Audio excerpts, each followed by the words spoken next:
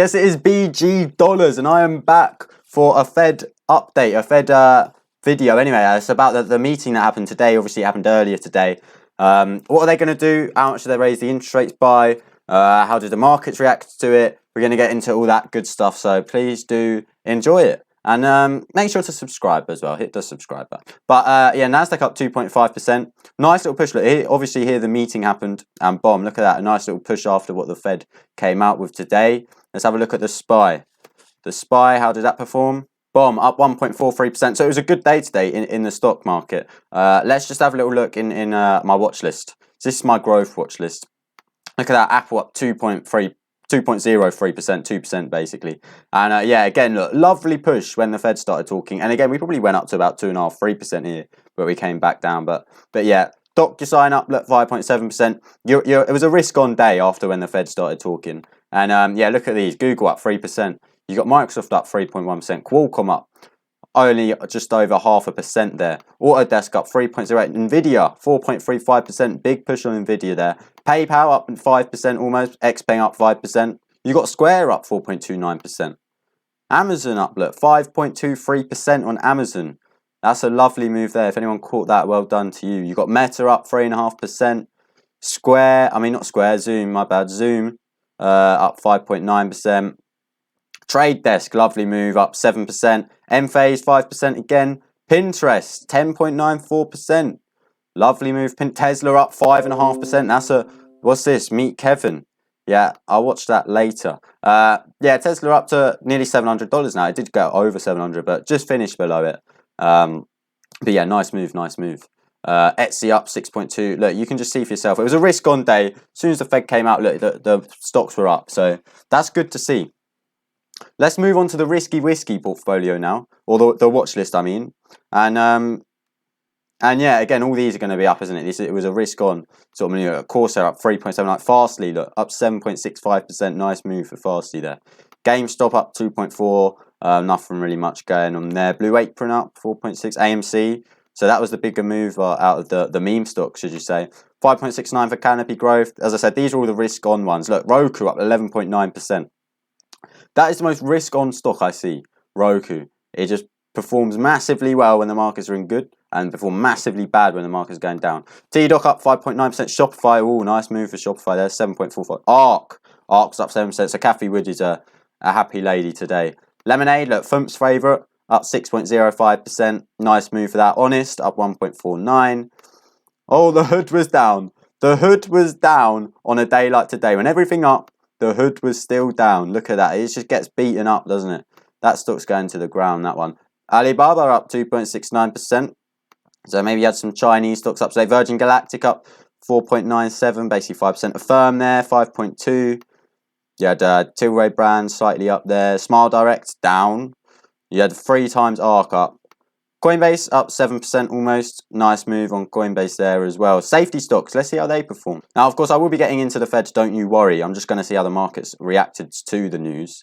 And I'm sure we're all enjoying this anyway, because we are all investors on this channel. IBM up 0.94%.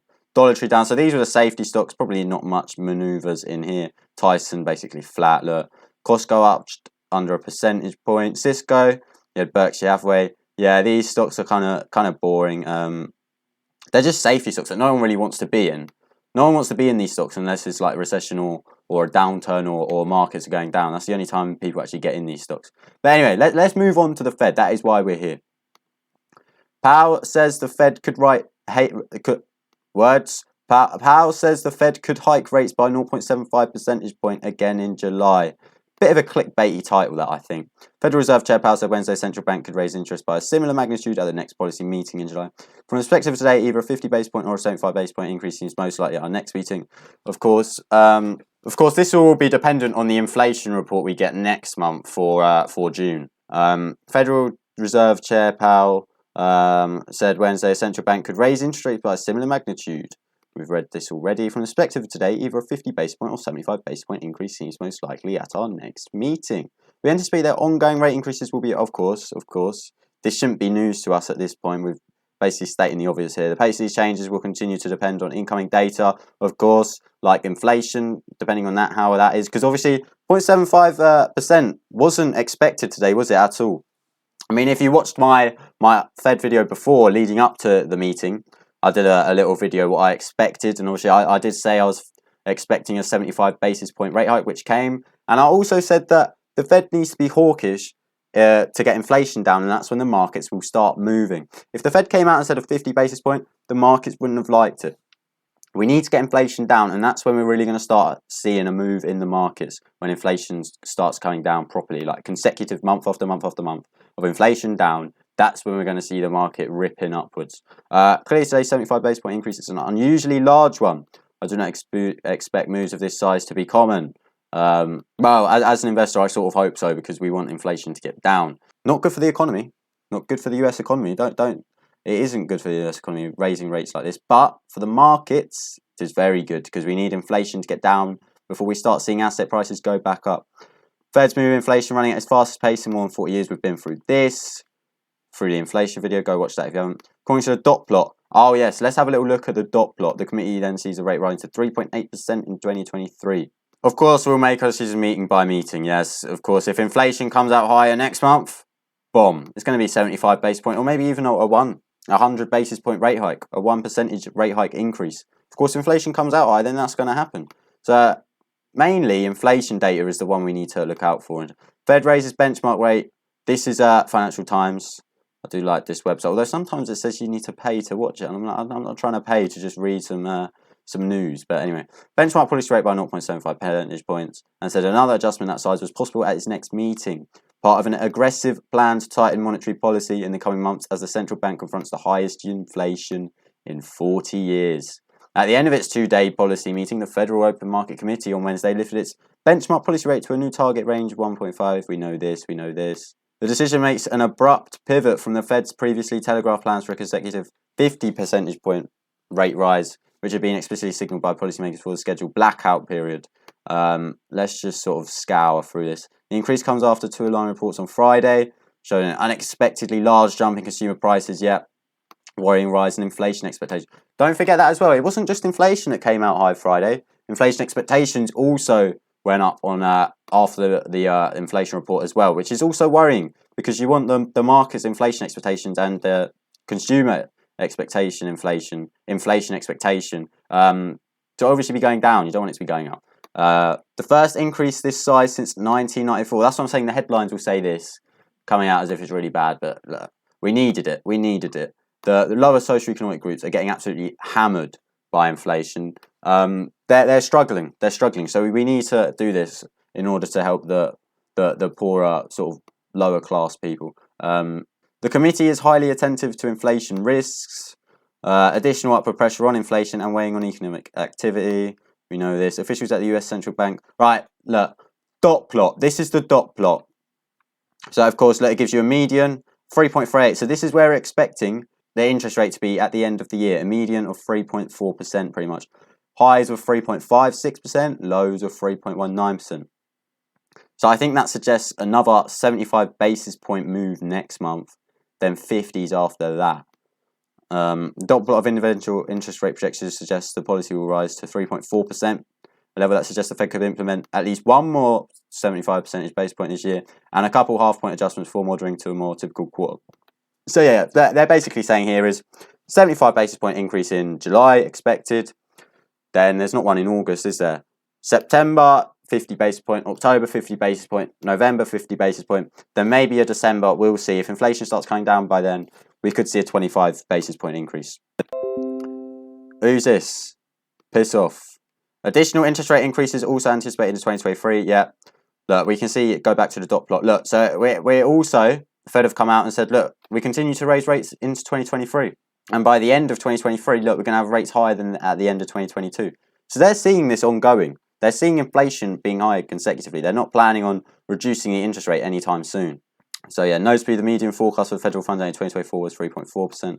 Suggesting the Fed will need to reverse its ongoing rate rises in recognition of the fact that the economy is likely to have slowed considerably by that point. Yes. Fed Chair admitted Wednesday that the path to bringing down inflation without causing significant economic damage was not getting easier. Yeah, here we are, look, not getting easier. Well, why have you worded it like that, Jerome Powell? Why have you worded it like that? Just come out and say, look, it's a soft landing, it's not happening.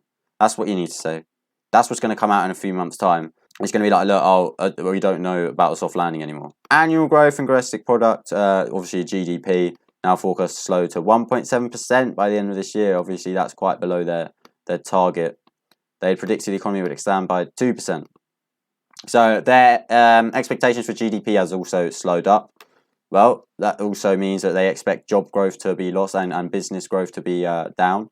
Fed officials now expect core inflation to settle at 4.3% this year and 2.7% in 2023, slightly higher than was forecasted. So again, they've just raised their forecasts for inflation. Powell said the economic trajectory outlined in the new projections is reflective of a soft-ish landing.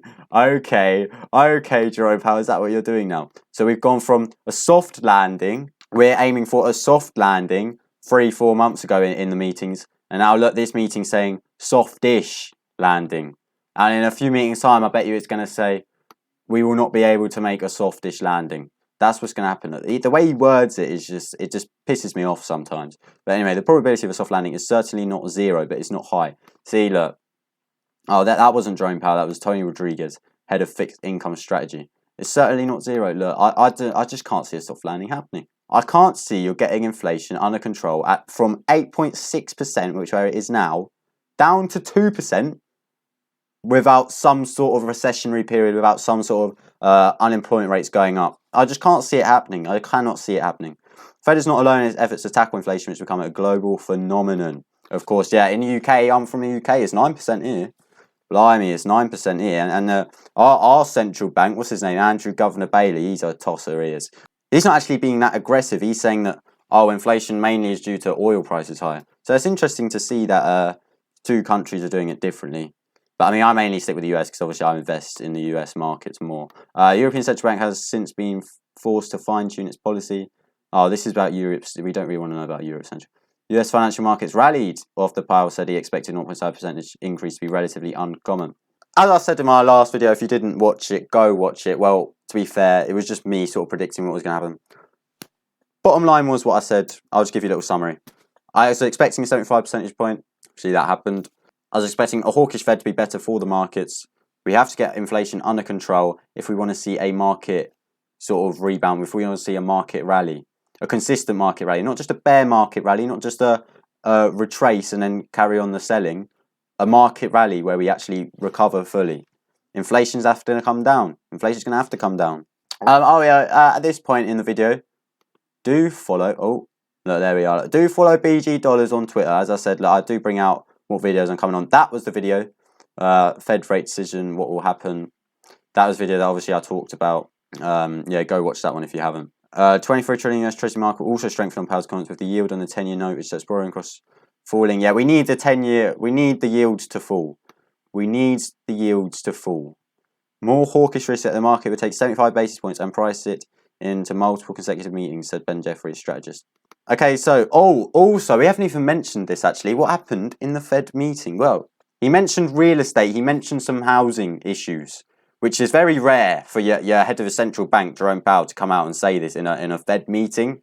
New home-time buyers, first-time home buyers. First-time home buyers. Bloody hell, my words are getting jiggled here. First-time home buyers, look, be careful. We have to sort of fix this inflation issue. We're going to have to sort out demand and supply problems within the housing. He said, be careful, look. We're warning first-time home buyers, which is very rare for a Fed to come out and say that. So he's obviously hinting there. He's hinting at a possible sell-off in housing, isn't he? He's hinting at prices to become more stable in housing. He's hinting at prices to come down in houses. And he said that to first-time home buyers, which is obviously very rare. And that's not really what you want to hear, especially on this old softish landing. I mean, you don't get a softish landing when housing prices are crashing, do you? But yeah, that's about it for Jerome Powell. As I said, and I keep saying, I expect a little market bounce, actually. I expect a little market bounce after this meeting. I expect a market bounce. Until we get to a full-time rally, we're going to have to see inflation start coming down. But this was good. As an investor, I'm happy with this report. I wanted the 0.75 percentage points. We need to get inflation under control. But yeah, obviously, stock's done very well. The risky whiskies are up. If you want to getting into risky assets, hey, look, I'm no financial advisor. Do not sue me. I don't want people coming up to me and going, look, BG Dollars said this, BG Dollars said that, BG Dollars said to invest in this and it went down. Look, no one knows what's going on in markets. Yeah, I don't know. Economists don't know. Jerome Powell don't know. No one knows. All right, no one knows. So don't be coming at me. But if you want to invest in maybe some risky, I wouldn't go against it. I wouldn't go against it. Maybe changing your portfolio up to a more risk-on portfolio. But hey, don't come at me if it fails. I'm just saying that's what I might be going into some sort of riskier buys here. But yes, anyway, that is BG dollars. I hope you did enjoy this Fed meeting. Of course, it was a big sort of meeting now. I did have to get a lot off my chest. And the market's done very well. So there you are. It's BG dollars. And I'll see you in the next one, people. Thank you for the support. Thank you very much for the support. I've recently had a little spike in my viewership, which I was buzzing about. So yeah, thank you very much for that. Thank you. And yeah, do subscribe, leave a like. And yeah, I'll see you in the next one. See you later.